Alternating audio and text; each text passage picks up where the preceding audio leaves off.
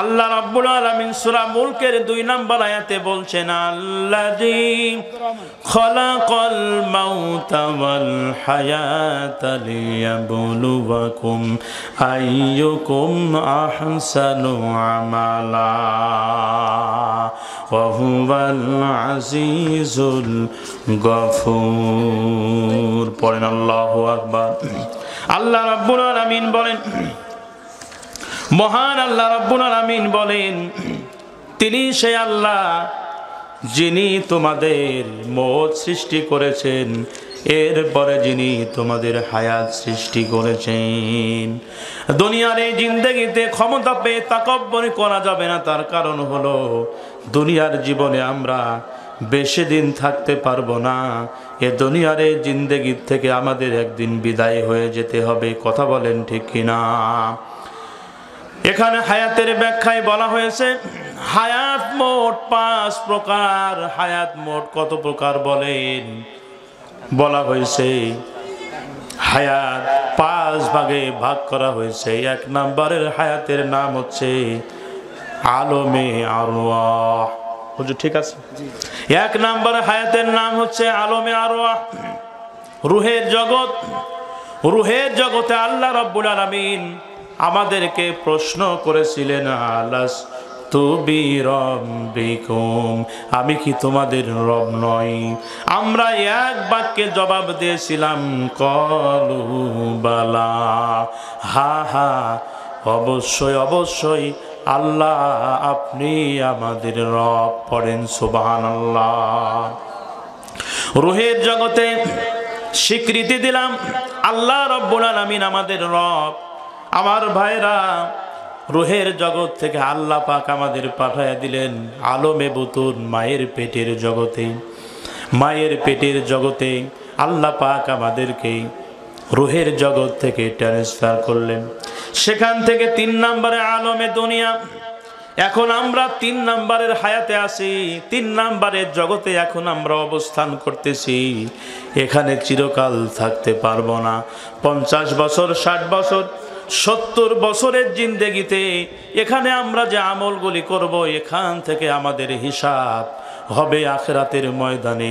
হয়তোবা আমাদের জন্য জান্নাত, নয়তোবা আখিরাতে আমাদের জন্য জাহান্নামের ফয়সালা হয়ে যাবে। নাউজুবিল্লাহ। ফামান সুহসিহা আনিন নারি ওয়া উদখিলাল জান্নাতা ফাকাদ ফাজ। কোরআন আল কারীমের 3 নম্বর সূরা আলে ইমরানের 185 নম্বর আয়াতের শেষের দিকে আল্লাহ পাক বলেছেন, কিয়ামতে কঠিন মুসিবতে আল্লাহ রাব্বুল আলামিন যদি তার কোন গোলামকে জাহান্নামের আগুন থেকে মুক্তি দিয়া জান্নাতের পথে যদি পাঠায়া দেয়, জান্নাতে যদি প্রবেশ করায়া দেয়, ওই লোকটার জীবন হবে সবচাইতে সফল। পড়েন সুবহানাল্লাহ। এজন্য দুনিয়ার জীবন থেকে আমাদের চলে যেতে হবে আখিরাতের জীবনে। তার আগে আরেকটা জগৎ আছে, সেটা হলো আলমে বারজাখ, বারজাখের জগৎ। যে জগৎ শুরু হবে শেষ হবে না। মহান আল্লাহ রাব্বুল আলামিন আলমে বারজাখ সম্পর্কে সুন্দরভাবে গোটা দুনিয়ার মানুষদেরকে তিনি সতর্ক করলেন। আল্লাহ রাব্বুল আলামিন তিনি জানায়া দিলেন, বিশ্ব নবীকে বললেন, নবী আপনি বলুন, ওয়া মিন ওয়ারাইহিম বারযাখুন ইলা ইয়াউমি ইউবআসুন।